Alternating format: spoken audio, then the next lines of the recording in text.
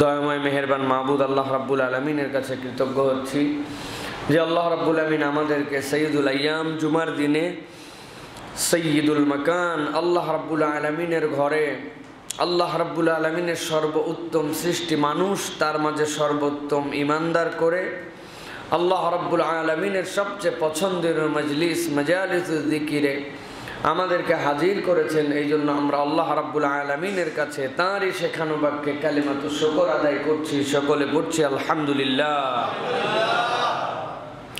দরুদ এবং সালাম বর্ষিত হোক মানবতার মহান মুক্তির দূত আকায়ে নামদার তাজদারে মদিনা আপনার আমার প্রিয় রাসূল জনাবে মুহাম্মদুর রাসূলুল্লাহ সাল্লাল্লাহু আলাইহি ওয়াসাল্লামের প্রতি। সম্মানিত হাজিরিন, আজকের এই জুমা পূর্ব সংক্ষিপ্ত অধিবেশনে আমরা রাসূলুল্লাহ সাল্লাল্লাহু আলাইহি ওয়াসাল্লামের জীবনের অন্যতম গুণাবলী যেগুলি ছিল রাসূলুল্লাহ সাল্লাল্লাহু আলাইহি ওয়াসাল্লামের শিষ্টাচার বা রাসূল সাল্লাল্লাহু আলাইহি ওয়াসাল্লাম যেই 10টি গুণে নিজের জীবনকে গুণান্বিত করেছিলেন, যে কারণে আল্লাহ রাব্বুল আলামিন স্বয়ং এই গুণগুলো তার মধ্যে দান করে রসুলের ব্যাপারে বলেছিলেন যে তিনি সর্বোত্তম আদর্শের উপর স্থিতিশীল।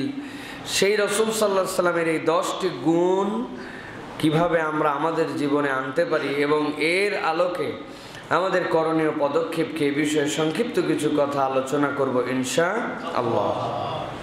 প্রিয় ভাইরা, প্রথমে একটি বিষয় আপনাদেরকে রিমাইন্ডার দিতে চাই, সেটি হচ্ছে মুমিনদের জীবনে গুনাহমুক্ত জীবন হবে, এটাই আল্লাহ রাব্বুল আলামিন ঈমানদারদের কাছ থেকে প্রতিশ্রুতি নিয়েছেন। কেননা মুমিন কেবলমাত্র মুখের ঘোষণায় হওয়া যায় না, মুমিন হওয়ার জন্য আল্লাহ রাব্বুল আলামিনের আদেশ পালন করতে হয়, নিষেধ থেকে বিরত থাকতে হয়, আল্লাহর দেওয়া হুকুমকে সর্বান্তকরণে নিজের জীবনে মেনে নিতে হয়। কিন্তু আমরা দেখতে পাই যে কবিরা গুনাহ যেরকম মানুষের জীবনে আছে, ঠিক একই রকমভাবে দিনদারদের জীবনেও কিছু প্রিয় গুনাহ আছে। গুনাহ আবার প্রিয় হয় কেমন করে, এটি কিন্তু একটি প্রশ্ন সাপেক্ষ বিষয়।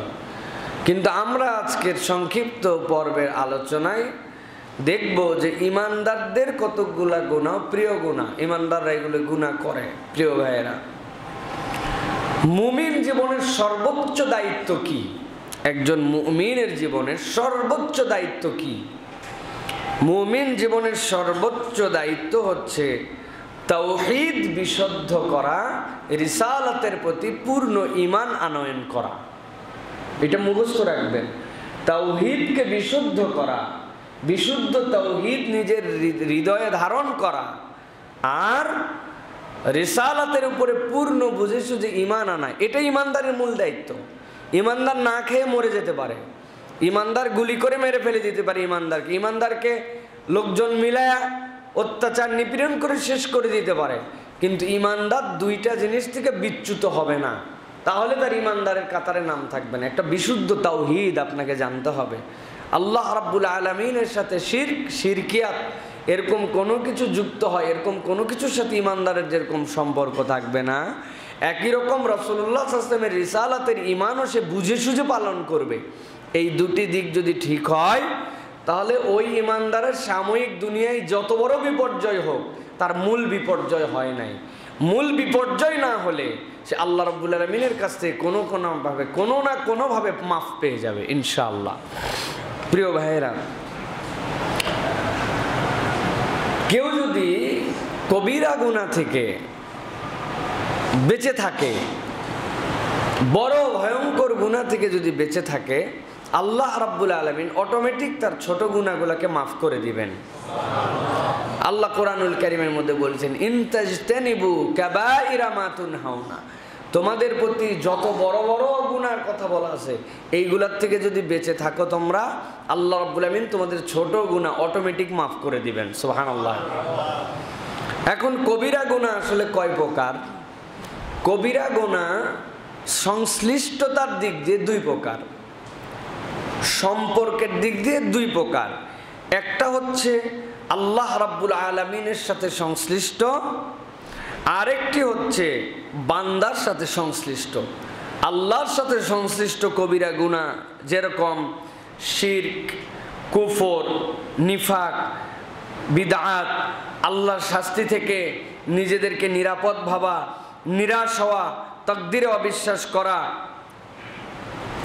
পাপ এবং অন্যায় ইচ্ছা অনবরতভাবে হৃদয়ের মধ্যে লালন করে যাওয়া, রাসূল সাল্লাল্লাহু আলাইহি ওয়াসাল্লামের ভালোবাসার ক্ষেত্রে ত্রুটি করা, হাদিসকে অস্বীকার করা, আত্মহত্যা করা, এই যে বিষয়, এই বিষয়গুলো কি? এইগুলো আল্লাহ রাব্বুল আলামিনের সাথে সংশ্লিষ্ট। আরও বিষয় আছে, এইগুলো আপনি চাইলেই করবেন না, এইগুলো আল্লাহর সাথে সংশ্লিষ্ট। এখন কেউ যদি মনে করে যে আমাকে আল্লাহ মাসিয়াত দিয়েছেন, আমাকে আল্লাহ জাহান্নামে পুরাবেন না, যেরকম ইহুদিরা এই বিশ্বাস করে বসে আছে, নাসারারা তারা বিশ্বাস করে যে আল্লাহ রাব্বুল আলামিন লান তামাসসানান নারু ইল্লা আইয়ামাম মাদুদা, কয়েকদিন ছাড়া আল্লাহ তাদেরকে জাহান্নামে স্পর্শ করবেন। ওদের জন্যই 40 দিন ভুল করছিল, মুসা আলাইহিস সালাম ছিলেন, এই কয়েকদিন একটু দিতে পারেন, নাও দিতে পারেন।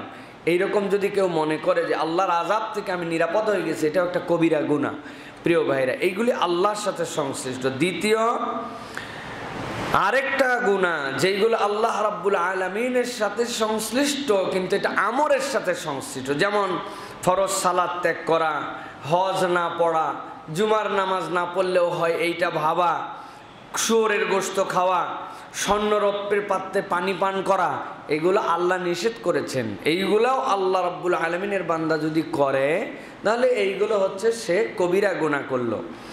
আর দ্বিতীয় যে প্রকার যেটা বান্দার সাথে সংশ্লিষ্ট, আল্লাহ রাসূল সাল্লাল্লাহু আলাইহি ওয়াসাল্লাম যেইগুলো আপনার আমার জন্য বলে দিয়ে গিয়েছেন কিন্তু সেইগুলো আমরা যদি অনবরত করি, যেমন বিচার ছাড়া হত্যা, এটা একটা ভয়ঙ্করতম পাপ। অপরাধের শাস্তি কমানোর জন্য সুপারিশ করা, অপরাধ হয়ে গেছে কিন্তু সে তারপরেও সুপারিশ করছে অন্যায়ভাবে। একনিষ্ঠ বিচার না করা, আমানতের খেয়ানত করা, মানুষকে অন্যায়ভাবে ফাঁকি দেওয়া, আইন প্রয়োগে পক্ষপাতিত্ব করা, দলের লোকের শাস্তি হয়, অপরের দলের লোকের শাস্তি হয় না, অপরের লোকের শাস্তি হয়। এই যে মিথ্যা সাক্ষী দেওয়া, জুলুম, দাম্ভিকতা, জিহাদ থেকে পলায়ন, রাস্তাঘাটে চাঁদাবাজি, কারো চাকর বাকরকে ফুসলায়া নিজের পক্ষে নিয়ে নেওয়া, গোপনে দোষ খোঁজা, সুদ লিখা, গালি দেওয়া, অভিশাপ দানের রেগুলার অভ্যাস বানায় নেওয়া, এইগুলো সব বান্দার সাথে সংশ্লিষ্ট কিন্তু এইগুলো কবিরা গুনাহ। উলামায়ে কেরাম আরেকটা বলেছেন যে আল্লাহর সাথে সংশ্লিষ্ট কিন্তু আরেক ধরনের আমাদের মধ্যে কবিরা গুনাহ হয়, সেটাও আল্লাহ রাব্বুল আলামিনের নির্দেশ। কীরকম? সেটা পবিত্রতা সংক্রান্ত, যেরকম পোশাক পরিচ্ছদে কৃত্রিমতা সৃষ্টি করা, এটাও কিন্তু ওয়ান কাইন্ড অফ কবিরা গুনাহ। পোশাক পরিচ্ছদের নাপাকি নিয়ে ঘোরাফেরা করা, কৃত্রিম ধরনের চুল লাগানো, টাকনুর নিচে কাপড় পরা, উল্কি খোদাই করা, তারপরে দাড়ি চাষা, পুরুষের জন্য মেয়েদের পোশাক, মেয়েদের জন্য পুরুষের পোশাক পরা, মাথার চুল অনাবৃত করে মহিলাদের বাহিরে যাওয়া, এগুলো প্রত্যেকটাই হচ্ছে কবিরা গুনাহ। এই বিষয়গুলি আপনাদেরকে প্রথমে রিমাইন্ডার দিলাম, এই জন্য আল্লাহ রাব্বুল আলামিন কোরআনুল কারীমের মধ্যে বারবার এগুলো বিষয়ে মানুষের সাথে সংশ্লিষ্ট করে উল্লেখ করেছেন। মানুষ কয়েকটা বিষয় থেকে যদি বেঁচে যায় তাহলে বাকি বিষয়গুলো তার জন্য সহজ হয়ে যাবে। মানুষ মানুষকে খোঁটা দেয়, সাহাবীদেরকে গালি দেয়, গীবত করে, হিল্লা বিয়ের নামে ইসলামের বিধানকে বিকৃত করে, ওজনে কম দেয় এবং বিভিন্ন ধরনের বদমাইশিতে সুদী কারবারে মধ্যস্থতা করে, এইগুলাও কবিরা গুনাহ। এইগুলো আমাদের সমাজে এমনভাবে প্রচলিত, আপনাদের কাছে বলেছি যে ইমানদারদের প্রিয় গুনাহ। ইমানদার মনে করে নামাজ পড়ি, কালাম পড়ি, যাই করি, মানুষকে খোঁটা দিলে এমন কি যায় আসে, হ্যাঁ? তারপরে গীবত একটু না করলে সমাজে চলা যায় না, সুদ মুক্ত সমাজ তো কল্পনাই করা যায় না। ব্যবসাপাতি করব, আবার একদম ওজন মিজান সব কিছু সত্য বলে ব্যবসা করবো, এই ব্যবসায় কি করে কোনো দুনিয়াতে চলা যায় নাকি? এমনি বর্ষাকালে মুরগি ডিম কম পারে, তারপরে তো আরও ঝামেলা। এই সকল চিন্তা করে মনে করছে যে একটু ফাঁকি ফুঁকি বোধহয় মারা লাগে। এইরকম ফাঁকি ফুঁকি যদি মারতে চান, আল্লাহ বলছেন ইমানদার কিন্তু তাদের এই গুনাহগুলো আল্লাহ রাব্বুল আলামিনের কাছে লিপিবদ্ধ হয়ে যাবে এবং এখান থেকে আমাদেরকে বাঁচার জন্য আল্লাহ রাব্বুল আলামিন নির্দেশনা দিয়েছেন। আমার এতগুলি বিষয় যেইগুলি বললাম, এই কথাগুলি বলার উদ্দেশ্য আছে প্রিয় ভাইরা। রাসূল সাল্লাল্লাহু আলাইহি সাল্লাম তার জীবনে কিছু গুণাগুণ আল্লাহর পক্ষ থেকে পেয়েছিলেন, সেই গুণাগুণগুলো প্রত্যেকটা উম্মতের মধ্যে থাকবে। যেইগুলো বললাম এখন যে 10টা পয়েন্ট বলবো, এটার সাথে একটু মিলায়ে দেখতে হবে যে এইগুলার থেকে রাসূলুল্লাহ সাল্লাল্লাহু আলাইহি ওয়াসাল্লাম কীভাবে মুক্ত হয়েছিলেন এবং আল্লাহ রাব্বুল আলামিন তার উম্মতের জন্য এইগুলা করা সম্ভব কি অসম্ভব এর বর্ণনাটা আল্লাহ কোরআনুল কারীমের মধ্যে দিয়েছেন। আল্লাহ রাব্বুল আলামিন সূরা কলমের মধ্যে বলছেন নুন। আল্লাহ রাব্বুল আলামিন প্রথম জানাচ্ছেন যেরকম ভাবে হুরুফুল মুকাত্তাআত দিয়ে আল্লাহ আয়াতে মুতাশাবে এইগুলার মধ্যে আল্লাহ রাব্বুল আলামিন অগ্রিমভাবে জানাইছেন নুন মানে তুমি জানো না, নুন মানে তোমার বোধের জায়গাটা নাই, কিন্তু আমি আল্লাহ এই রকম কথা দিয়ে শুরু করলাম। করার পরে আমি রসুলের ব্যাপারে বলছি ওয়াল কলামি ওয়া মা ইয়াসতুরুন, কসম করলাম কলমের, আর ওই কলম যা কিছু লেখে সবগুলার কসম। কলম তো আল্লাহ রাব্বুল আলামিনের প্রথম সৃষ্টির মধ্যে একটা সৃষ্টি, যেই সৃষ্টিকে আল্লাহ রাব্বুল আলামিন সৃষ্টি করার পরে এরপরে রব্বুল আলামিন ওই কলমকে লিখতে বলেছেন। মানুষ তখন আসেই নাই, তারও বহু বছর আগে আল্লাহ রাব্বুল আলামিন কলম সৃষ্টি করে তাকে দিয়ে লিখিয়েছেন। আল্লাহ কসম করছেন নুন ওয়াল কলামি ওয়া মা ইয়াসতুরুন, যা কিছু লেখা হয়েছে ওই কলম দ্বারা এবং যে কলম লিখেছে আমি আল্লাহ তার কসম করতেছি। আল্লাহ রাব্বুল আলামিন কেন কসম করছেন? আল্লাহ রাব্বুল আলামিন বলছেন মুহাম্মদ সাল্লাল্লাহু আলাইহি ওয়াসাল্লাম 40 বছর পর্যন্ত এই মক্কাতে আছেন। মুহাম্মদ সাল্লাল্লাহু আলাইহি সাল্লামকে আপত্তি করে এরকম কোনো কথা 40 বছরে কেউ বলে নাই। উল্টো তার লজ্জাশীলতা, উল্টো তার আমানতদারিতা, উল্টো তার ভালো মানসিকতা, এগুলা মক্কার লোকেরা এমনভাবে স্বীকৃতি দিয়েছে, তারাই নিজেরা বলতো মুহাম্মদ সাল্লাল্লাহু আলাইহি ওয়াসাল্লামের মতো মানুষ কখনো তারা দেখে নাই। আল্লাহ রাব্বুল আলামিন বলছেন সেই মানুষটাকে নিয়ে যেই না তার প্রতি ওহী আসতে শুরু করলো, তোমরা উল্টা পাল্টা কথা বলো, সব কথা সহনীয়, কিন্তু কোন মানুষকে কেউ যদি বলে মাজনুন হয়ে গেছে, পাগল হয়ে গেছে, পাগলামি করে, তাহলে এইটা তার হৃদয়ের মধ্যে সবচেয়ে বড় ব্যথার। আল্লাহ রাব্বুল আলামিন বলছেন যারা এই কথা বলে, স্বয়ং আমি আল্লাহ, যেই আল্লাহ আমি কলমের স্রষ্টা, যেই আল্লাহ আমি কলমকে লিখিয়েছি, আমি আল্লাহ রাব্বুল আলামিন ওই কলম আর সে কিছু লিখেছে তার কসম করে বলছি মা আনতা বিনি'মাতি রাব্বিকা বিমাজনুন, আমি আল্লাহ আপনাকে জানাচ্ছি আমি রবের দয়ার, আমি আল্লাহ রাব্বুল আলামিনের অনুগ্রহে আপনার ব্যাপারে আমি আল্লাহ সাক্ষ্য দিচ্ছি আপনি কখনোই আল্লাহ রাব্বুল আলামিনের দয়ার বরকতে কখনোই আপনি মাজনুন নন, কখনোই আপনি বিকারগ্রস্ত বা পাগল নন। আল্লাহ রাব্বুল আলামিন বলছেন ওয়া ইন্না লাকা লাআজরান গায়রা মামনুন, হে নবী আপনাকে এই যে দুঃখজনক কথাটা তারা বলেছে, আমি আল্লাহ রাব্বুল আলামিন এই কথাটি শুনে আপনার যে ব্যথা, এই ব্যথার জন্য আপনাকে জানাতে চাই ওয়া ইন্না লাকা লাআজরান গায়রা মামনুন, আপনার জন্য আল্লাহ রাব্বুল আলামিন বিকারগ্রস্ত তো নয়, বরং এমন নিয়ামত আপনার সাথে সংশ্লিষ্ট করেছেন আল্লাহ দুনিয়াতে কারো সাথে সংশ্লিষ্ট করেন নাই। আল্লাহ বলছেন লাআজরান গায়রা মামনুন, সকলের নিয়ামতটা কখনো ছিল কখনো ছিল না, কিন্তু আপনারটা হচ্ছে গায়রা মামনুন, নিরবিচ্ছিন্ন। আল্লাহ আপনাকে যে নিয়ামতের উপরে রেখেছেন ওই নিয়ামতটার মধ্যে কখনো আল্লাহর পক্ষ থেকে আপনার প্রতি আশায় কখনো ছেদ হয় নাই, আল্লাহ নিরবিচ্ছিন্ন নিয়ামত দ্বারা আপনাকে সন্তুষ্ট রেখেছেন। সুবহানাল্লাহ। আল্লাহ রাব্বুল আলামিন এরপরে বলছেন দুনিয়ার মানুষ আপনাকে যে গালাগাল করলো, দুনিয়ার মানুষ যে উল্টা পাল্টা করলো, তারা যাই বলুক না কেন আমি আল্লাহ আপনাকে একটু সাক্ষ্য দিতে চাই। কি সাক্ষ্য? আল্লাহ রাব্বুল আলামিন বলছেন ওয়া ইন্নাকা লাআলা খুলুকিন আযীম,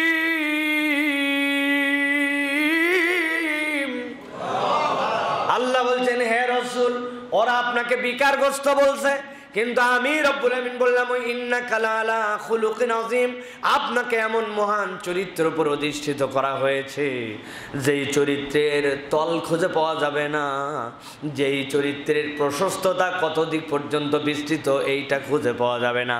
আল্লাহ নিজেকে নিজের নামের সাথে আজিম সম্পর্কিত করেছেন, আর মুহাম্মদ সাল্লাল্লাহু আলাইহি ওয়াসাল্লামের চরিত্রকে আজিম দ্বারা ব্যাখ্যা করেছেন।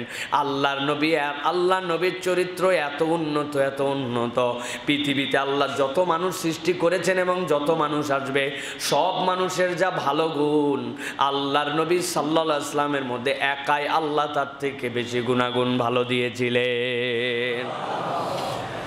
আল্লাহ রাব্বুল আমিন বলছেন, এরপরে যেই মানুষরা আপনার ব্যাপারে উল্টা পাল্টা বলে, আমি আল্লাহ রাব্বুল আমিন বলছি ফাসাতুবসিরু ওয়া ইউবসিরুন বিআইয়িকুমুল মাফতুন, তারাও দেখছে আমিও দেখি। আমি আল্লাহ বললাম কে আসলে বিকারগ্রস্ত আল্লাহর কাছে প্রমাণ হবে। আল্লাহ রাব্বুল আমিন রাগ করেছেন মুহাম্মদ সাল্লাল্লাহু আলাইহি ওয়াসাল্লামকে নিয়ে উল্টা পাল্টা বলার কারণে। আল্লাহ বলছেন ইন্না রাব্বাকা হুয়া আ'লামু বিমান দাল্লা আন সাবিলি, আল্লাহ জানেন, যেই আল্লাহ কলমের স্রষ্টা, যে আল্লাহ সবকিছু লিখেছেন সেই আল্লাহ ভালো করে জানেন।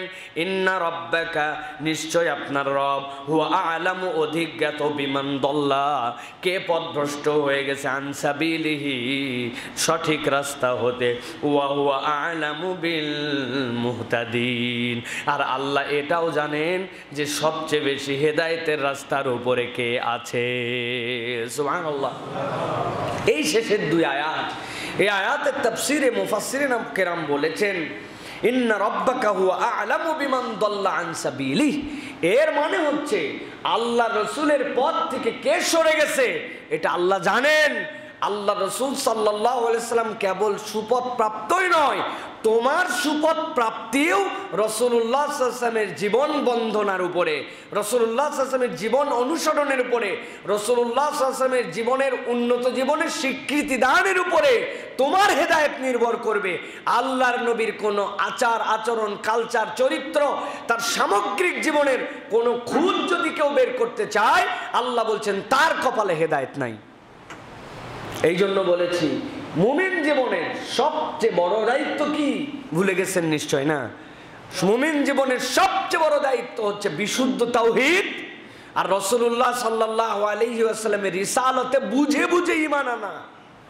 ইন্না রাব্বাকা হুয়া আ'লামু বিমান দাল্লা আন সাবিলিহি, তুমি বড় গলায় বলো আমরা আপডেটেড নেশন, আমরা দুনিয়ার সব বুঝে ফেলছি, আমরা মোটামুটি সামাজিক, আমরা কালচার, আমরা নিজেদেরকে মনে করি আমাদের মধ্যে কোনো ইগনোরেন্স নাই, আমরা এখন মডার্ন ওয়ার্ল্ডে বসবাস করি, এভরি এটিকেট সম্পর্কে আমাদের ধারণা আছে। আল্লাহ বলছেন এই ধারণা তোমার মুখের স্বীকৃতি, মুখের বক্তব্য হতে পারে, এতে আল্লাহর কাছে কিচ্ছু যায় আসে না। আল্লাহর কাছে স্বীকৃতি পেতে চলে মুহাম্মদ সাল্লাল্লাহু আলাইহি ওয়াসাল্লামের তরিকায় আপনাকে চলতে হবে, বাস এটাই শেষ কথা। দুনিয়ার পুরা মানব সমাজ একদিকে চলে যেতে পারে, জাহেলিয়াতের কনসেপ্ট আমাদের মাথার থেকে বেরিয়ে গেছে। আমরা চিন্তা করি, যদি আমরা কোনো সময় বলি আজকের ইউরোপ জাহেলিয়াতের মধ্যে আছে, আজকের বড় বড় দেশ যেইগুলা দেশ নিজেদেরকে আধুনিক সভ্যতার দাবিদার মনে করছে, এরা জাহেলি সমাজের মধ্যে আছে।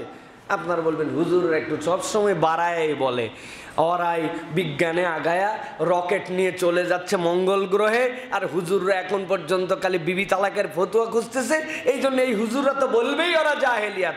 আপনি জাহেলিয়াত মানে বুঝেন নাই। জাহেলিয়াত মানে ওইটা যে আল্লাহর হুকুমের কাছে নিজেকে সমর্পণ করে দিয়েছে, আল্লাহর নির্দেশ মানে যে পৃথিবীর উন্নত, সে আল্লাহর নির্দেশ মানে না, আল্লাহর হুকুম পছন্দ করে না, আল্লাহর ইবাদতে নিজেকে সমর্পণ করে নাই, দুনিয়ার সব পাইলেও সে এখন পর্যন্ত আল্লাহর ভাষায় উন্নত হতে পারে নাই, সে জাহেল আছে, ঠিক কি না? যেই সমাজ আল্লাহ নিষেধ করেছেন সমকামিতা চলবে না, সেই সমাজ যদি সমকামিতার স্বীকৃতি দিতে চায়, যেই সমাজ ইসলাম বলেছে মহিলাদেরকে পর্দার মধ্যে থাকতে হবে, সেই সমাজ পর্দার স্বীকৃতি দেয় না। ইসলাম বলেছে একজন পুরুষ একজন নারী বিবাহ বহির্ভূতভাবে একসাথে চলতে পারে না, সেই সমাজ বলে বিয়ে তো পরের বিষয়, আগে সম্পর্ক বানায় নাও। যেই সমাজ সুদকে আল্লাহ নিষেধ করেছেন, ওরা প্রমোট করে পুঁজিবাদ দিয়ে, সাম্রাজ্যবাদ দিয়ে, সুদহীন চলবে না। যেই সমাজ আল্লাহ এবং তার রাসূলকে বলেছেন আল্লাহর ইবাদত করতে হবে বিনা শিরকিয়াতে, সেই সমাজ এখন পর্যন্ত যেখানে ইচ্ছা সেখানে যা ইচ্ছা তাইকে ভগবান মানে। ওরা যত উন্নত হোক, ইবাদত না করতে পারলে জাহেল। এই হিসাবে মুসলমান ছাড়া পৃথিবীতে যারা উন্নতির পরাকাষ্ঠা দেখাচ্ছে, আল্লাহর ইবাদত না করলে এরা সবগুলা জাহেল, ঠিক কি না? এটা ইসলামের সংজ্ঞা। আপনার পছন্দ হোক না হোক তাতে কি যায় আসে? তাতে কিচ্ছু যায় আসে না। আপনার পছন্দ অপছন্দে ইসলাম চলবে না, ইসলামের পছন্দ অপছন্দে আপনাকে চলতে হবে। ছাঁচ আল্লাহর দেওয়া, আপনাকে ছাঁচ বানানোর দায়িত্ব দেওয়া হয় নাই, ছাঁচটা আল্লাহর দেওয়া। এই জন্য আল্লাহ রাব্বুল আলামিন বলছেন ইন্না রাব্বাকা হুয়া আ'লামু বিমান দাল্লা আন সাবিলিহি ওয়া হুয়া আ'লামু বিল মুহতাদিন। কে আল্লাহর রাস্তা থেকে সরে গেছে আর কে হেদায়েতে আছে এটা আল্লাহ জানেন। এই মানদণ্ড নির্বাচিত হবে মুহাম্মদ সাল্লাল্লাহু আলাইহি ওয়াসাল্লামের জীবন অনুযায়ী। মুহাম্মদ সাল্লাল্লাহু আলাইহি ওয়াসাল্লামের জীবনকে যারা ফলো করে, অনুসরণ করে, এই অনুযায়ী ইবাদত করে, তারা সঠিক রাস্তায়, বাকিগুলোর সঠিক রাস্তায় নাই। এটা কে বলেছেন? আল্লাহ। আপনাকে স্পষ্ট ধারণা রাখতে হবে ভাই, জাহেলিয়াতের ধারণা আমাদের থেকে বেরিয়ে গেছে। আমরা উমুক তুমুকের ভালো দিক খুঁজতে চাই, বের করতে চাই। আধুনিক বিজ্ঞানের বিস্ময়ে দেখে আমরা অবাক হয়ে যাই। এরাই মনে হয় পৃথিবীতে সর্বোচ্চ লেভেলে সর্বোৎকৃষ্ট উৎকর্ষ সাধন করছে। আল্লাহ কোরআনুল কারীমের মধ্যে এগুলো বিষয় আমাদের কাছে স্পষ্ট করেছেন প্রিয় ভাইরা। এই জন্য প্রকৃত জাহেলিয়াত সেটা হচ্ছে অন্তরের সাথে সংশ্লিষ্ট।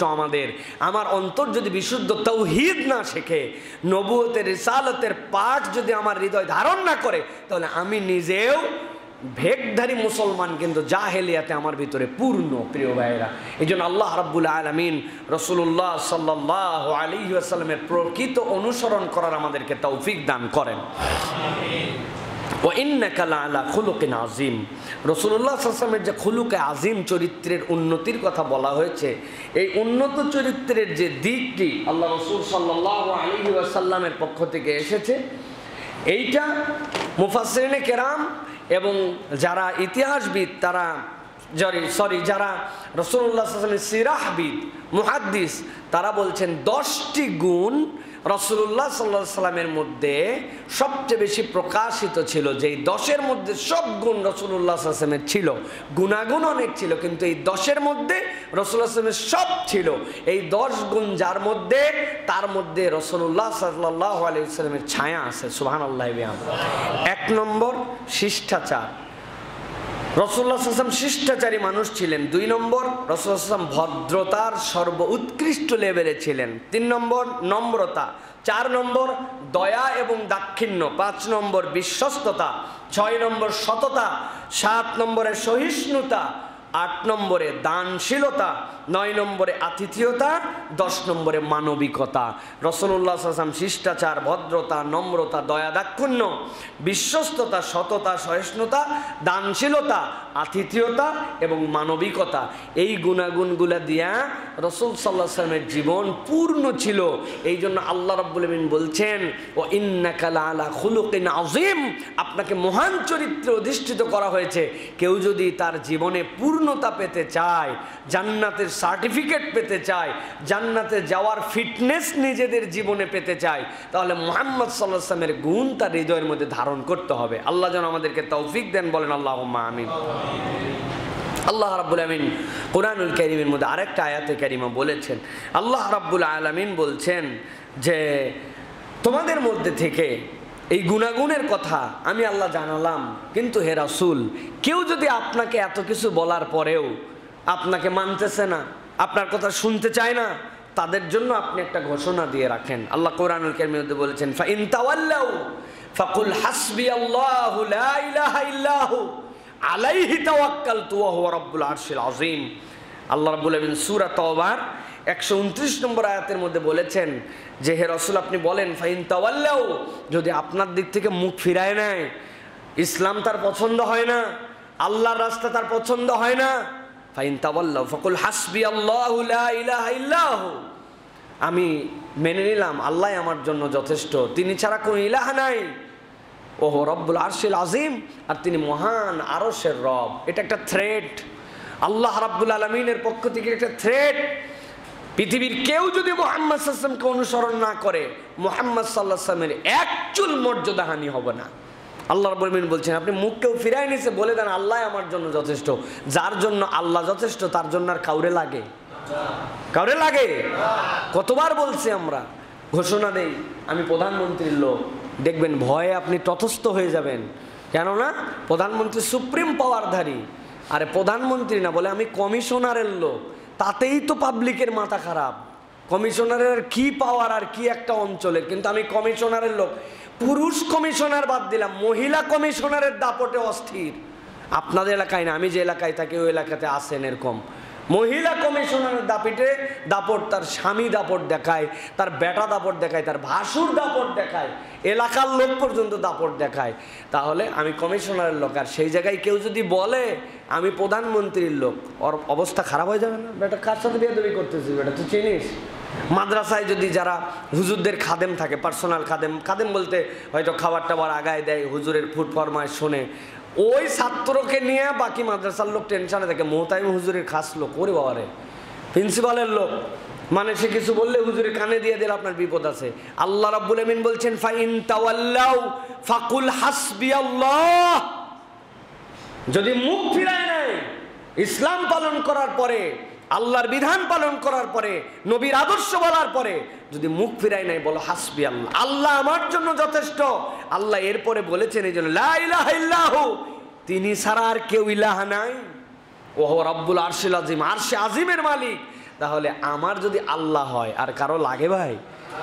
এই জন্য প্রিয় ভাইরা, রাসূলুল্লাহ সাল্লাল্লাহু আলাইহি ওয়াসাল্লামের এই জিকিরগুলা, এই বিষয়গুলি আমাদের জীবনে ব্যাপকভাবে ধারণ করতে হবে প্রিয় ভাইরা। আল্লাহ রাব্বুল আলামিন রাসূল সাল্লাল্লাহু আলাইহি ওয়াসাল্লামের এই 10টা গুণের আলোকে আমি আপনাদের কাছে সংক্ষিপ্ত কিছু দিক নির্দেশনা দিব, যে দিক নির্দেশনাটা আমাদের পারিবারিক জীবনের আলোকে। রাসূল সাল্লাল্লাহু আলাইহি ওয়াসাল্লামের এই জীবনের বিশ্লেষণ সব জায়গাতেই আছে। রাসূল সাল্লাল্লাহু আলাইহি ওয়াসাল্লাম যুদ্ধের ময়দানেও উদার ছিলেন। যুদ্ধ যদিও একটা কৌশল, কিন্তু রাসূলুল্লাহ সাল্লাল্লাহু আলাইহি ওয়াসাল্লাম যে যুদ্ধের প্রবর্তক, ওই যুদ্ধ পৃথিবীবাসী সারা জীবন চিন্তা করেও বের করতে পারবে না।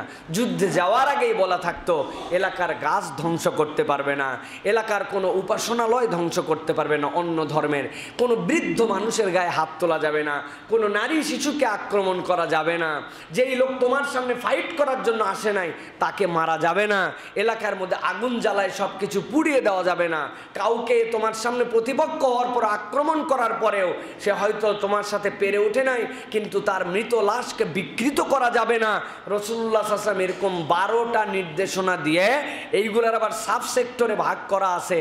যেই রাসূল বললেন শিশু মারা যাবে না, নারী মারা যাবে না, যুদ্ধের মধ্যে বৃদ্ধ মারা যাবে না, কোনো ধর্মযাজক হত্যা করা যাবে না, অন্য ধর্মের কোনো উপাসনালয় ধ্বংস করা যাবে না, আগুন সন্ত্রাস করা যাবে না, নির্বিচারে মারা যাবে না, যে ফাইট করতে আসে নাই তার সাথে আক্রমণ করা যাবে না, ফাইট করতে আসার পরেও যদি সে তোমার পরাজিত হয় তার অঙ্গ বিকৃত করা যাবে না। আপনি বলেন তো ভাই, এই দিক নির্দেশনা যে মুহাম্মদ সাল্লাল্লাহু আলাইহি ওয়াসাল্লাম দিলেন, এর চেয়ে বড় মানবিক যুদ্ধ আর কি হতে পারে? আক্রমণ কেবল দেশ দখলের জন্য করা যাবে না, তোমাকে কেউ আক্রমণ করতে আসলে প্রতিহত করার জন্য তোমাকে যেতে হবে। মুহাম্মদ সাল্লাল্লাহু আলাইহি ওয়াসাল্লাম এই কথা বলেছেন।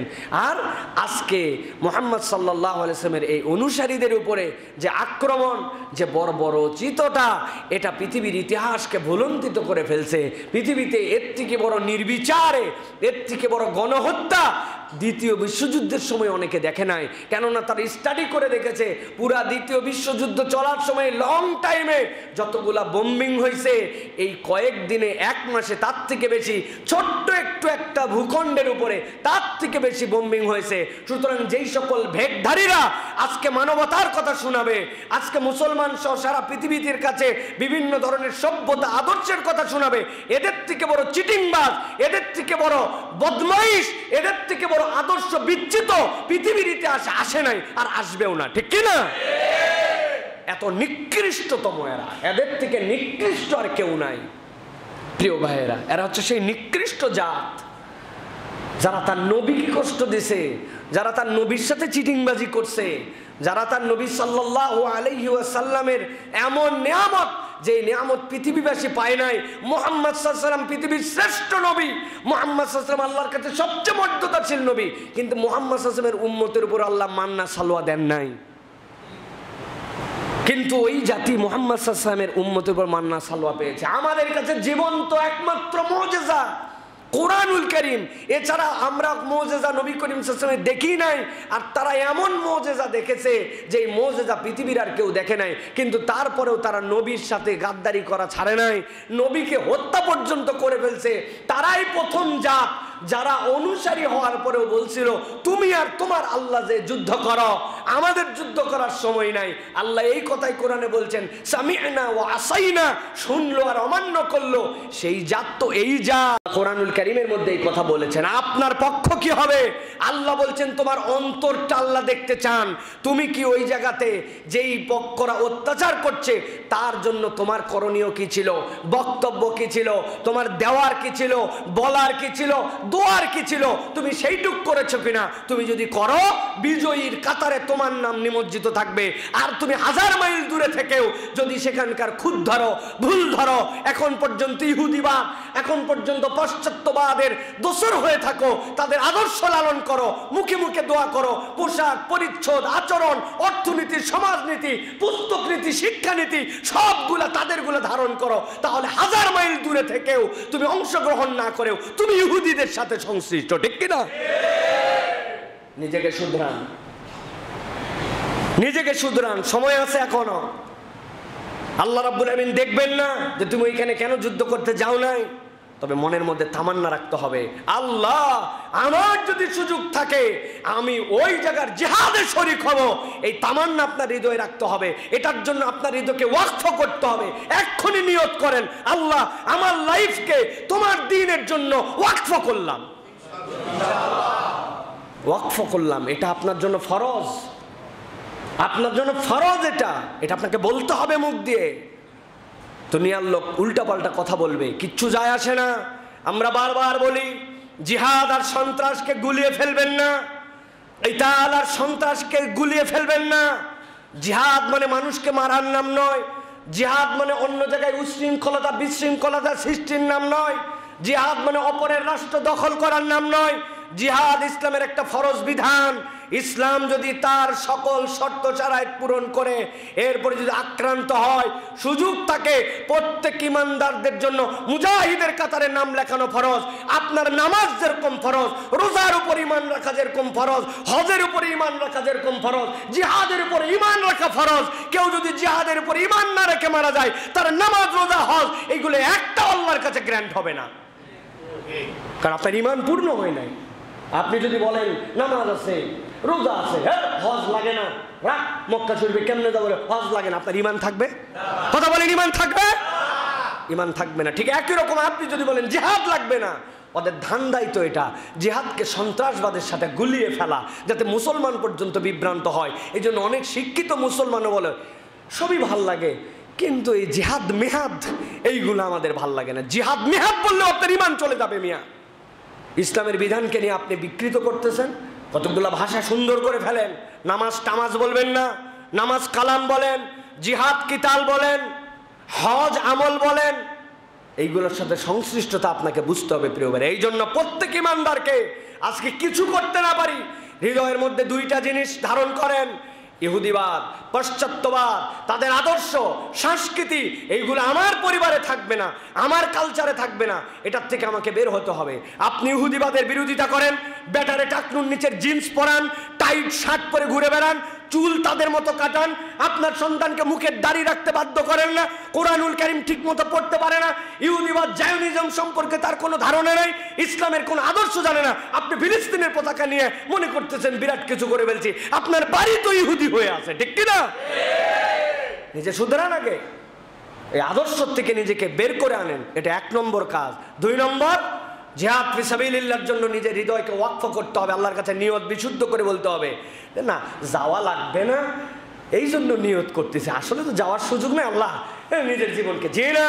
আল্লাহ এই জন্য বলছেন কোরআনুল কারীমের মধ্যে, আল্লাহ রাব্বুল আলামিন জানেন ওয়াহু আ'লামু বিল মুহতাদিন, তুমি কোন রাস্তার উপরে আসো কেউ না জানলেও আল্লাহ রাব্বুল আলামিন জানেন। আল্লাহ বলছেন এই জন্য কোরআনুল কারীমের মধ্যে ফাসাতুবসিরু ওয়া ইউবসিরুন বিআইয়িকুমুল মাফতুন, প্রকৃত বিকারগ্রস্তকে আল্লাহ রাব্বুল আলামিনের কাছে জানা আছে। অতএব প্রিয় ভাইয়েরা, ফিলিস্তিনের জন্য দোয়া থাকবে, ফিলিস্তিনের জন্য প্রধান কথা আমাদের সংস্কৃতি থেকে, আমাদের সব কিছু থেকে এইগুলা দূর করতে হবে, সন্তানদেরকে পূর্ণ ইসলামের প্রতি আনতে হবে। প্রিয় ভাইরা, আল্লাহ আমাদেরকে তৌফিক দেন, বলেন আল্লাহুম্মা আমিন। হায়রে মুসলমান, পাগলের জাত হয়ে গেছে আমরা, পাগলের জাত। ওদের আবিষ্কার, ওদের দুনিয়াকে কাঁপানো সব প্রযুক্তি, সব কিছু নিয়ে মুসলমানরা ব্যতিব্যস্ত, আর ওরা তাদের জ্ঞান চর্চায় আগায় গেছে। যেই জ্ঞান চর্চা মুসলমানের হওয়ার কথা সেই জ্ঞান চর্চা তারা করে, আর যেই কাজ আমাদের না হওয়ার কথা সেইগুলো আমরা করি।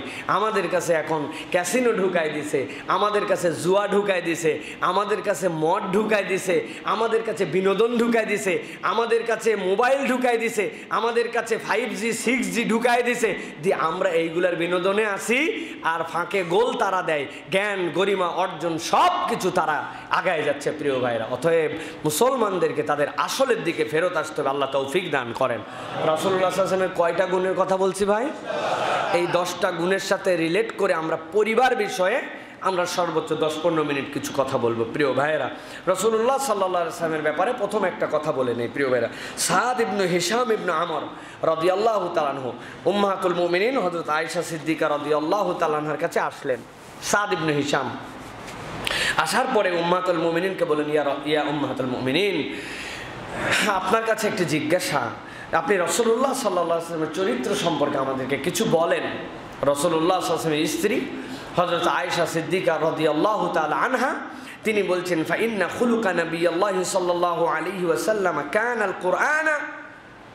জানো না, রাসূলুল্লাহ সাল্লাল্লাহু আলাইহি ওয়াসাল্লামের চরিত্র ছিল কোরআন, তার চরিত্রটাই তো কোরআন। আলাদা করে কি বলবো, এই পর্যন্ত আমরা জানি, কিন্তু হাদিসের মধ্যে বাকি কিছু অংশ আছে যেখানে হযরত আয়েশা সিদ্দিকা রাদিয়াল্লাহু তাআলা আনহা এরপরে কোরআনুল কারীমের কয়েকটা আয়াত তেলাওয়াত করলেন। তেলাওয়াত করে বুঝাতে চাইলেন পুরা কোরআনটাই তো রাসূলুল্লাহ সাল্লাল্লাহু আলাইহি ওয়াসাল্লামের জিন্দেগি, তবে রাসূল সাল্লাল্লাহু আলাইহি ওয়াসাল্লামের জিন্দেগির সামারিটা আল্লাহ আবার কোরআনের এই সূরার মধ্যে ঢুকায় দিয়েছেন। হযরত আয়েশা পড়তে শুরু করলেন, কদ আফলাহাল মুমিনুন আল্লাযীনা হুম ফি সালাতিহিম খাশিউন ওয়াল্লাযীনা হুম আনিল লাগwi মু'রিদুন ওয়াল্লাযীনা হুম লিয-যাকাতি ফাইলুন ওয়াল্লাযীনা হুম লিফুরুজিহিম হাফিজুন। হযরত আয়েশা বুঝালেন মুহাম্মদ সাল্লাল্লাহু আলাইহি ওয়াসাল্লামের জীবনটা পুরা কোরআন, কিন্তু এই কোরআনের সামারি রাসূল সাল্লাল্লাহু আলাইহি ওয়াসাল্লামের চরিত্রটা সূরা মুমিনুনের মধ্যে বলা আছে, কদ আফলাহাল মুমিনুন, সফল মুমিন তারা যারা তাদের সালাতের বিষয়ে সতর্ক। 2 নম্বরে ওয়াল্লাযীনা হুম আনিল লাগwi মু'রিদুন, যারা বাজে কাজ, বাজে কথা, বাজে জিনিস এইগুলার থেকে নিজেদেরকে পরহেজ করে রেখেছে। 3 নম্বরে ওয়াল্লাযীনা হুম লিয-যাকাতি ফাইলুন, যারা অর্থনৈতিকভাবে আল্লাহর দেওয়া বিধিবিধান মেনে চলে। আর 4 নম্বরে আল্লাহ রাব্বুল আলামিন জানাচ্ছেন ওয়াল্লাযীনা হুম লিফুরুজিহিম হাফিজুন, যারা তাদের চরিত্রকে হেফাজত করেছে। তাহলে সালাতে সংরক্ষণ, মুখে সংরক্ষণ, আর্থিক স্বচ্ছতা আর নিজেদের জীবনের চারিত্রিক স্বচ্ছতা, এই 4টা গুণ যার মধ্যে আছে পুরা কোরআন তার মধ্যে আছে। রাসূলুল্লাহ সাল্লাল্লাহু আলাইহি ওয়াসাল্লামের মধ্যে এই 4 গুণ সহ পুরা কোরআন ছিল। প্রিয় ভাইরা, এই জন্য আমরা সব সময় আমাদের জান্নাত কামনা করি, আমরা যে আমরা জান্নাতে যাব, কিন্তু জান্নাতে যাওয়ার যে রাস্তার উপরে উঠলাম, এই রাস্তায় চলার সময় ডান বাম আছে ভাই, ভালো করে বুঝবেন। সূরা মুমিনুন হচ্ছে আমাদের জন্য জান্নাতে যাওয়ার কখনো স্পিড ব্রেকার, কখনো ডানের ইন্ডিকেটার, কখনো বামের ইন্ডিকেটার, কখনো স্লো যাওয়ার ইন্ডিকেটার।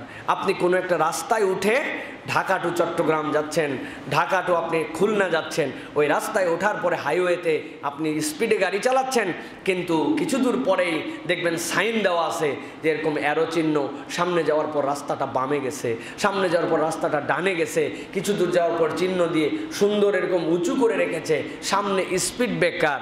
অতএব কিপ স্লো, আপনি ড্রাইভ স্লো, আপনাকে সেম স্পিডে আপনি যেতে পারবেন না, এখন আপনাকে একটু স্লো করতে হবে। এই ইন্ডিকেশনগুলো আপনারা দেখেছেন না ভাই? এবং এই ইন্ডিকেশনগুলো মজার, এর মধ্যে কোনো লাইট লাগানো থাকে না, কিন্তু লাইটিং স্টিকার দেওয়া থাকে। আপনার লাইট, হেডলাইটের আলো পড়লে অটোমেটিক ওইটা জ্বলে ওঠে, দেখছেন না? আমার কাছে খুব অদ্ভুত লাগে এই বিষয়টা। প্রিয় ভাইরা, আল্লাহ সূরা মুমিনুন মুসলমানদের জন্য এই ইন্ডিকেটর বানিয়েছেন। আপনি তো উঠেছেন জান্নাতের রাস্তায়, যাব বলেছি, কিন্তু আপনি কতদূর জোরে যাবেন, কখন ডানে যাবেন, কখন বামে যাবেন, এই দিক নির্দেশনাগুলা সূরা মুমিনুন এবং কোরআন আপনাকে আমাকে দেয়। সুবহানাল্লাহ।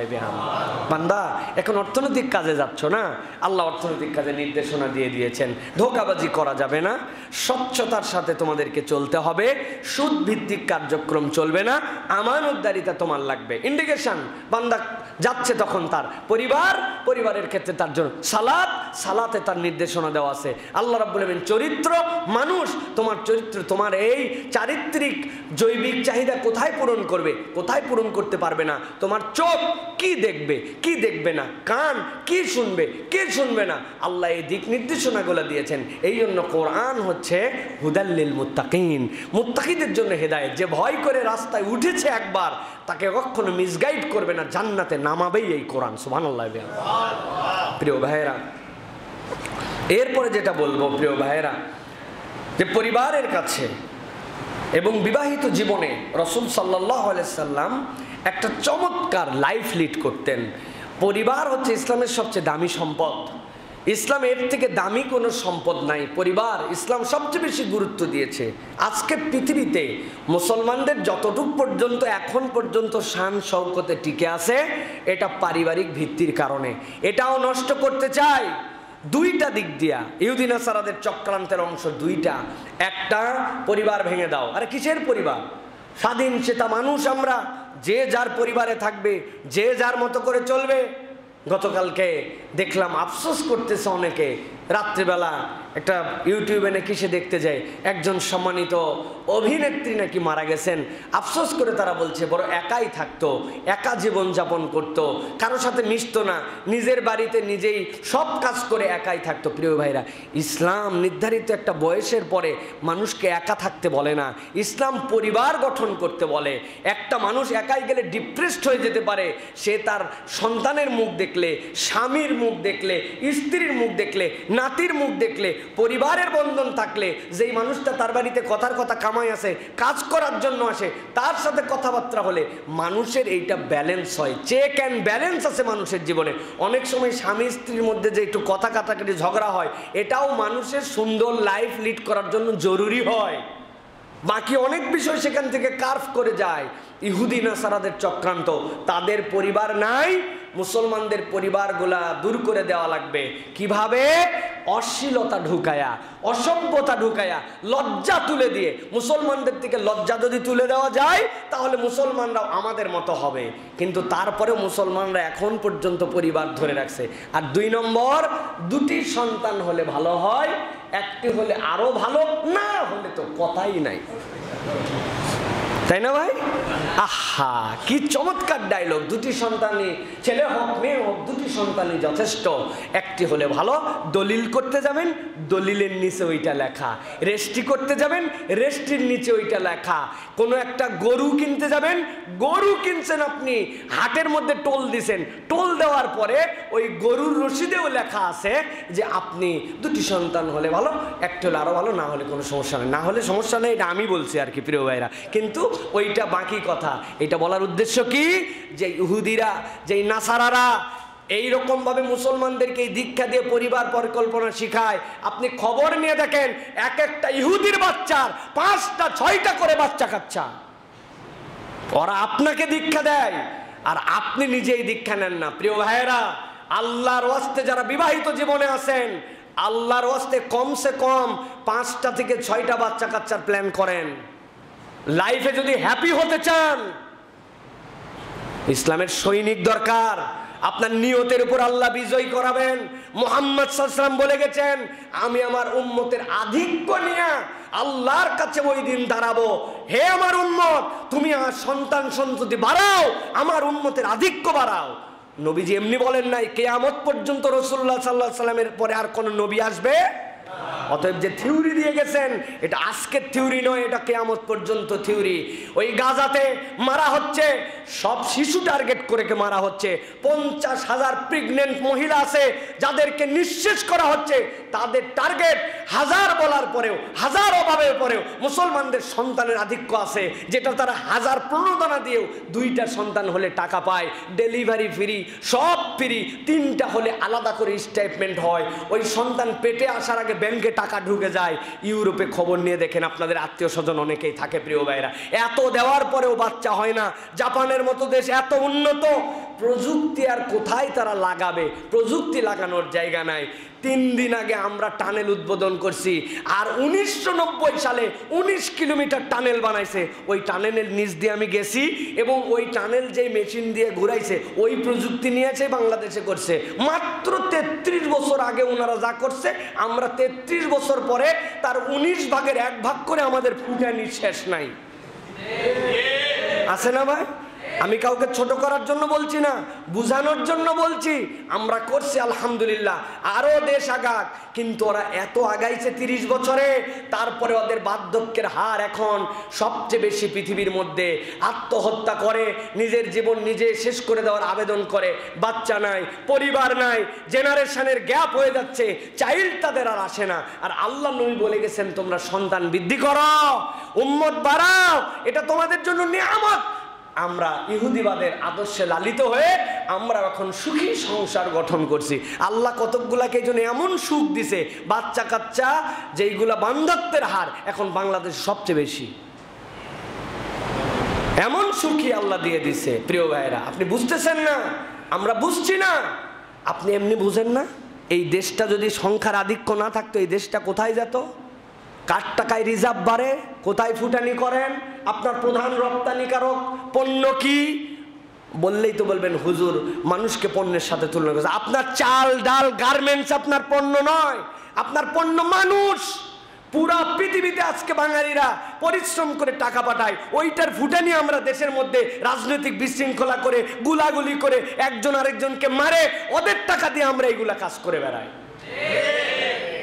আপনি গার্মেন্টসকে প্রধান রপ্তানি বানাইছেন। আরে গার্মেন্টসের রপ্তানি, গার্মেন্টস হচ্ছে একটা ম্যানুফ্যাকচারিং কোম্পানি এখানে, আর কিচ্ছু না। ওর সুতা কিনা লাগে বাহির থেকে, ওর বোতাম কিনা লাগে বাহির থেকে, ওর সেলাই করার মেশিন কিনা লাগে বাহির থেকে। আপনি খালি কয়টা মানুষ, সেটাও সম্পদ। এত কম টাকায় মানুষ পান বলে ওটা বানায় 2 টাকা কামাই করতে পারেন। এই মানুষই আপনার সম্পদ, সেটা কমানোর ধান্দা করছে এখন। খবরদার, এটা ইহুদি নাসারাদের চক্রান্ত।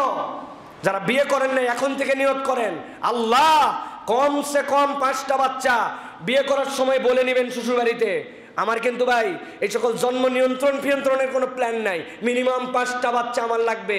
রাজি থাকলে বিয়ে করেন, না থাকলে 2 চাপে বিদায় হন। কে? এই যুবকেরা, বিয়ের আগে শর্ত দিয়ে দিবে, আগের থেকেই বলে দিবে আমি কিন্তু নর্মাল ডেলিভারিতে যেতে পারবো না, ডেট অনুযায়ী আমাকে কিন্তু সিজার করাতে হবে। একটা বাচ্চা তাই পালন করা কত কঠিন।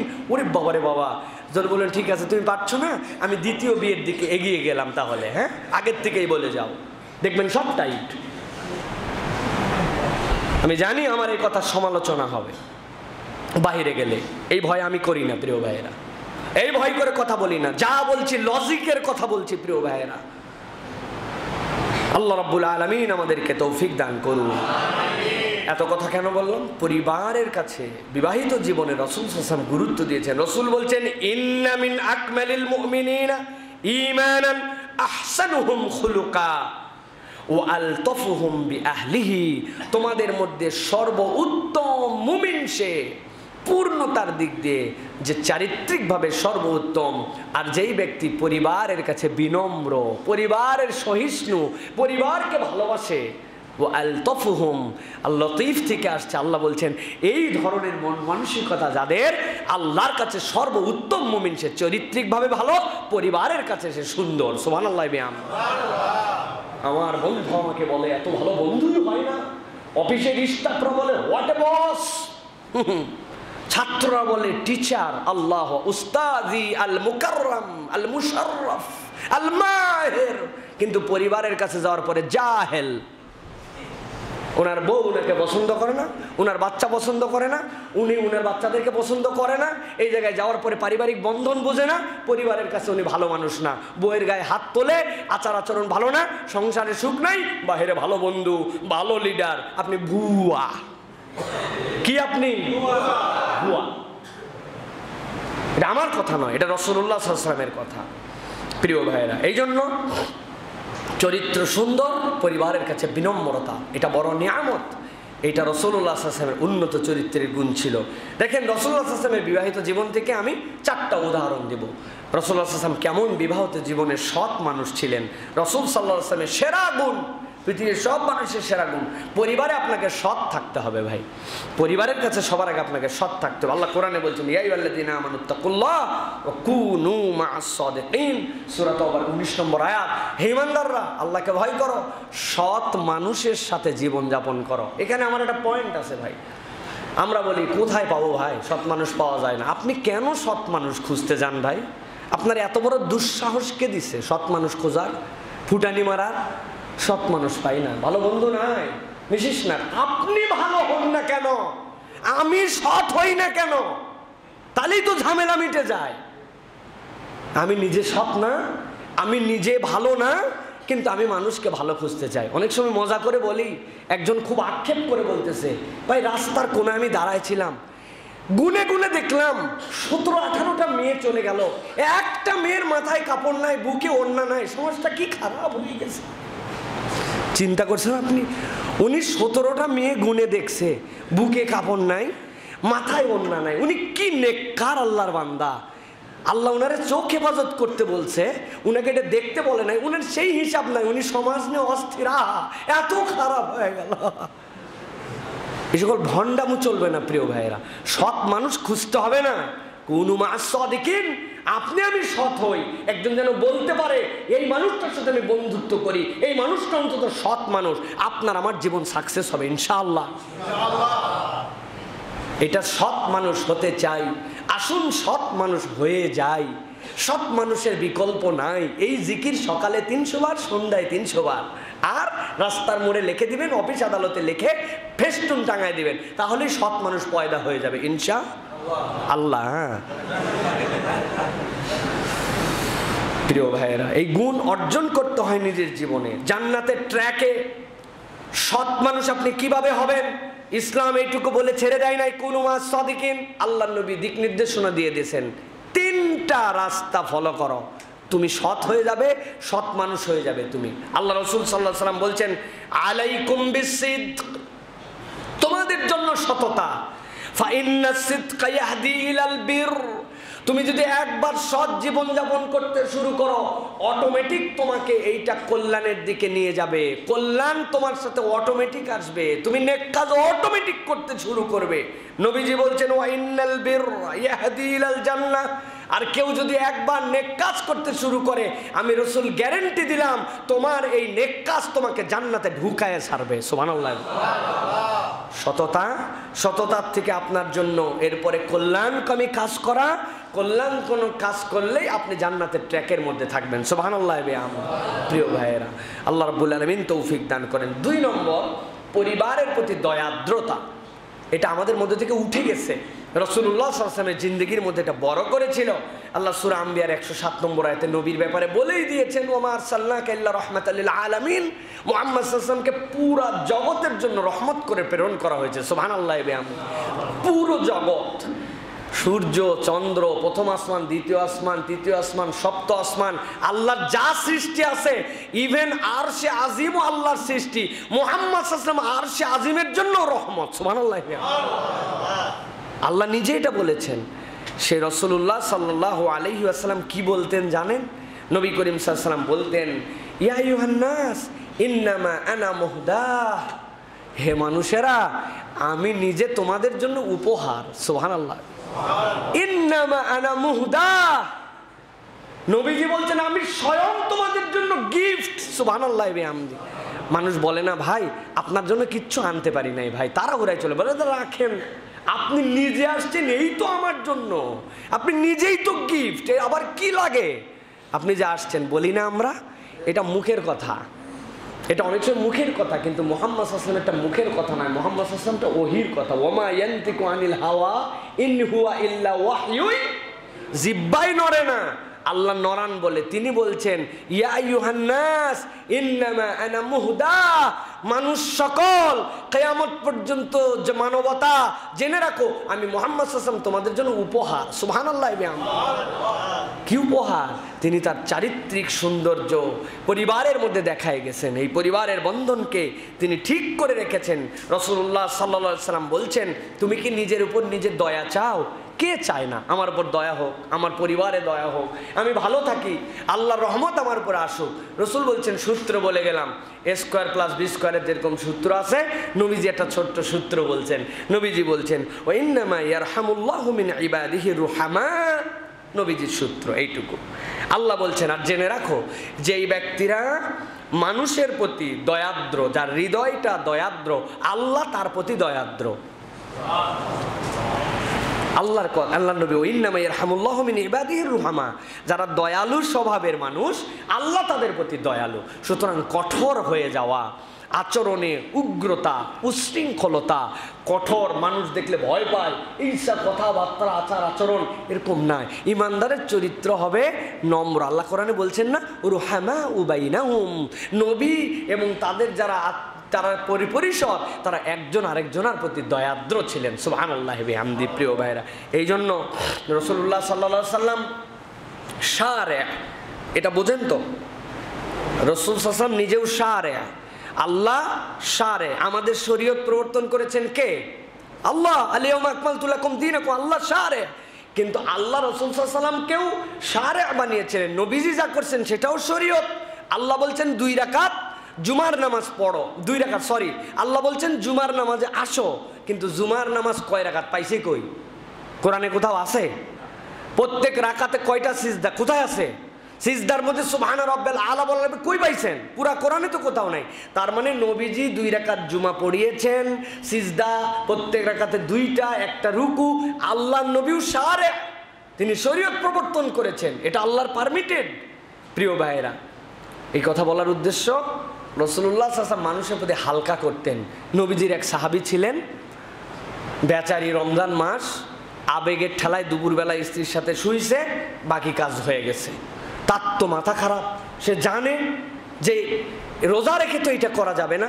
নবীজির কাছে দৌড়ে আসছে সন্ধ্যার আগে, ইয়া রাসূলুল্লাহ শেষ, আমি শেষ। কি হয়েছে শেষ? বলে এইরকম ভুল করে ফেলছি রোজা রেখে, ইয়া রাসূলুল্লাহ আমার পরিবারের সাথে এই কাজ আমি করে ফেলেছি। নবীজি বললেন উপায় নাই, তোমাকে এক্ষুনি এটার জন্য কাফারা আদায় করতে হবে। কি করবে? 1 নম্বর একটা গোলাম আজাদ করে দাও। বলে ইয়া রাসূলুল্লাহ আমি নিজেই গোলাম টাইপের মানুষ, গোলাম আবার কোথায় আমার? বলে ঠিক আছে, গোলাম আজাদ করতে না পারলে টানা 60টা রোজা রাখতে হবে তোমাকে। বলি ইয়া রাসূলুল্লাহ রমজানের 1 মাসের রোজা, তাতেই যে কাজ করে ফেলছে, আবার 60 রোজা টানা, মনে হয় আমার দ্বারা এটা সম্ভব ইয়া রাসূলুল্লাহ? ভালো বিপদ তো। বলে ঠিক আছে, তাহলে এক কাজ করো, তুমি 60 জন মিসকিনকে ভরপেট খাওয়াই দাও। বলি ইয়া রাসূলুল্লাহ দিন পদ আমার চলে না, 60 মিসকিন খাওয়াতে জানলে আপনার কাছে আসিয়া। বসো বসো, গোলাম আজাদ করতে পারবে না, রোজা রাখতে পারবে না, 60 জন খাওয়াতে, বসো দেখা যায় কি কর।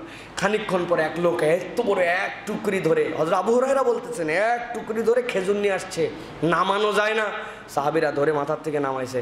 নবীজি চিন্তা করছে এই লোক তো একটা বিরাট বড় গুনাহ করে ফেলছে, এর জন্য একটা বাঁচার রাস্তা। বলে এই ধরো, নিয়ে যাও, এগুলার মালিক তোমাকে বানালাম, এগুলা নিয়ে যে তুমি এইগুলা ওই 60 জন মিসকিন খাওয়ানোর নিয়তে সব দান করে দিবে।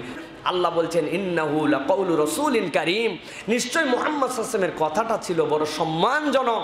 এটা যেমন তেমন নবীর পক্ষ থেকে নয়, কারীম নবীর পক্ষ থেকে তোমার প্রতি একটা কথা আসছে। সুবহানাল্লাহ। তার মানে নবীজির কথাটাই ছিল বড় মায়াময়, রাসূলুল্লাহ সাল্লাল্লাহু আলাইহি ওয়াসাল্লামের কথাই ছিল সুন্দর। প্রিয় ভাইরা, আমাদের মধ্যে দূরত্ব আর আপনত্ব তৈরি হয় কথার মারপ্যাচে, ঠিক না ভাই? কথার কথা। স্ত্রীকে শুভেচ্ছা জানাচ্ছে স্বামী, না স্বামীকে শুভেচ্ছা জানাচ্ছে স্ত্রী, যে আজকে বিশ্ব শিক্ষক দিবস, তোমাকে শিক্ষক দিবসের শুভেচ্ছা। এখন স্বামী বলতেছে আমি তো শিক্ষক নয়, আমি তো ব্যবসা করি, তুমি আমাকে আন্দাজে শিক্ষক দিবসের শুভেচ্ছা দিচ্ছ কেন? বলছেন না, যার কাছ থেকে কিছু শেখা হয় সেই শিক্ষক, সেই হিসাবে তোমাকে শুভেচ্ছা জানাচ্ছি। কেননা তোমার কাছে আমি শিখেছি কিভাবে গোসল করার পরে ভিজা টাওয়েলটা বিছনায় ফেলে রাখতে হয়, লুঙ্গি খোলার পরে না গুছিয়ে মেঝেতে কিভাবে ছড়িয়ে রাখতে হয়, কথায় কথায় কিভাবে বইয়ের প্রতি রাগ করতে হয়, এগুলি তোমার কাছে শিখেছি, এই জন্য বিশ্ব শিক্ষক দিবসের শুভেচ্ছা। এখন ভাই কথাটা হয়তো মজা করে বলছে, কিন্তু কোনো স্বামীরে যদি বেকায়দা অবস্থায় কথা বলে তাহলে ওই স্বামী আরো কেইসা ছেঁচা ছেঁচবে আপনি চিন্তা করেন। ইন্নাহু লাকাউলু রাসূলিন কারীম। নবী করিম সাল্লাল্লাহু আলাইহি ওয়াসাল্লামের কথাটাই ছিল সৌন্দর্যমণ্ডিত, কথাটার মধ্যেই ছিল কারিম। কারিম সম্পর্কে, কারিম কথার সাথে আরেকটা কারিম আল্লাহ কোরআনে আয়াত দিয়েছেন, ওয়াকফিদ লাহুমা জানাহা যুল্লি মিনার রাহমা ওয়া কুর রাব্বিরহামহুমা কামা রাব্বায়ানি সগীরা। এর আগের মধ্যে আল্লাহ রাব্বুল আলামিন বলেছেন যে তুমি তার সাথে ওয়ালা তাকুল লাহুমা উফ ওয়া কুল লাহুমা কওলান কারিমা, তুমি পিতামাতার সাথে সুন্দর করে কারিম কথা বলো, সম্মানিত কথা বলো। আমি কথা বললেই খালি উল্টাপাল্টা কথা হয়, কথা বললে রাগারাগি হয়, আমার মুখ খারাপ, এই জন্য বাপ মার সাথে আমি কথা বলবো না ভাই, যাওয়ার পরে আমি চুপ করে থাকি। আল্লাহ বলছেন টাড়ায় থাপ্পড় দেওয়া বেটা, চুপ করে থাকবি মানে ওয়াকুল্লাহুমা কওলান কারিমা, চুপও থাকতে পারবি না, বেয়াদবিমূলক কথাও বলতে পারবি না, সম্মানজনক কথা বলতে হবে। সুবহানাল্লাহ, এটা আল্লাহ রাব্বুল আলামিনের নির্দেশ আমাদের প্রতি, প্রিয় ভাইরা। সুতরাং আমাদেরকে রাসূল সাল্লাল্লাহু আলাইহি ওয়াসাল্লামের জীবন থেকে এইটা আমাদেরকে ধারণ করতে হবে, প্রিয় ভাইরা। আল্লাহ রাব্বুল আলামিন আপনাকে আমাকে যে এই যে পরিবারটা দিলেন, আল্লাহ কোরআনুল কারীমের মধ্যে কি বলেছেন প্রিয় ভাই? আল্লাহ রাব্বুল আলামিন বলছে ওয়া মিন আয়াতি আন খালাকালাকুম মিন আনফুসিকুম আজওয়াজা লিতাসকুনু ইলাইহা ওয়া জাআলা বাইনাকুম মাওয়াদ্দাতাও ওয়া রাহমা। আল্লাহ বলছেন তোমাদের পরিবারের মধ্যে আল্লাহ রাব্বুল আলামিন মাওয়াদ্দা আর রহমা, তোমাদের মধ্যে আন্তরিকতা আর দয়াদ্রতা আল্লাহ সৃষ্টি করে দিয়েছেন। সুবহানাল্লাহি ওয়া বিহামদি। অতএব তোমরা এটা নষ্ট করো না। ইন্না ফি যালিকা লাআয়াতিন লিকাওমি ইয়াতাফাক্কারুন, চিন্তাশীল মানুষের জন্য এর মধ্যে বিরাট বড় প্রাপ্তি আছে, বিরাট বড় আল্লাহ রাব্বুল আলামিনের শিক্ষা আছে। একজন মুরব্বীর কথা আমার সাথে পরিচয় ছিল উত্তরাঞ্চলের, ওই মুরব্বী আমাকে একটা কথা বলতেন যে শোন, মানে উনার বিবাহ, উনি আর বিয়ে করে নাই, উনার স্ত্রী মারা যাওয়ার পরে প্রায় 20 বছর উনি বিয়ে করে নাই। তো আমি বলতাম যে আপনি শেষ বয়সে, এখন তো আর আপনার জন্য শাহওয়াতের দরকার নাই, কিন্তু দুইজনার জন্য একে অপরকে বেঁচে থাকার জন্য বিবাহ কিন্তু আপনি করতে পারেন। উনি বলতো যে শোন বাবা, আমি যখন প্রথম বিয়ে করি আমার দেখায় নাই, না দেখায় বিয়ে টিয়ে দিছে, উনি বড়লোক ঘরের মানুষ, বলছে যাইয়া দেখি মেয়ে যেটা বিয়ে দিছে এমন কালোর কালো, আমার তো মন উঠে গেছে একবারে প্রথম দিনে যে এই মেয়েকে তো আমি বিয়ে করতে পারি না, কিন্তু সামাজিকতার কারণে এইটা তো অ্যাভয়েডও করতে পারে নাই। উনি বলতেছেন এই বিয়ে করে নিয়ে আসার 1 মাস 1.5 মাস যাইতে না যাইতে আল্লাহ যে কি ঢেলে দিল, এমন মহব্বত আল্লাহ আমার দিলে তার জন্য দিয়েছেন, মাওয়াদ্দাতা ওয়া রাহমা। উনি নিজে বলছেন, আমি বানানো কথা বলছি না, উনি বলছেন আমি কল্পনার মধ্যেও নিতে পারি না আমার স্ত্রী মারা গেছে 20 বছর, আমি ওই জায়গাতে অন্য কাউকে বসাবো, তার জন্য আমার হৃদয়ের এইরকম ভালোবাসা। সুবহানাল্লাহ, এটা কে দেয়? এটা কে দেয়? আল্লাহ দেন। আল্লাহ বলছেন এটার মধ্যে তোমাদের জন্য নিদর্শন আছে, এটাকে তোমরা নষ্ট করে ফেলো না প্রিয় ভাইরা। এই জন্য নবীজি বলছেন খায়রুকুম খায়রুকুম লিআহলিহি ওয়া আনা খায়রুকুম লিআহলি। ও দুনিয়ার মানুষ, তোমাদের মধ্যে উত্তম সে যে তার পরিবারের কাছে উত্তম, আর আমি আমার পরিবারের কাছে সর্বোত্তম। মুহাম্মদ সাল্লাল্লাহু আলাইহি ওয়াসাল্লাম চেয়ে উৎকৃষ্ট স্বামী পরিবারের কাছে আর কেউ নাই, উৎকৃষ্ট নাতি নানা আর কেউ নাই। মুহাম্মদ সাল্লাল্লাহু আলাইহি ওয়াসাল্লাম এইরকম উৎকৃষ্টতম একজন মানুষ ছিলেন প্রিয় ভাইরা। রাসূলুল্লাহ সাল্লাল্লাহু আলাইহি ওয়াসাল্লামের অনেক ঘটনা আছে, এগুলো দীর্ঘ হয়ে যাবে।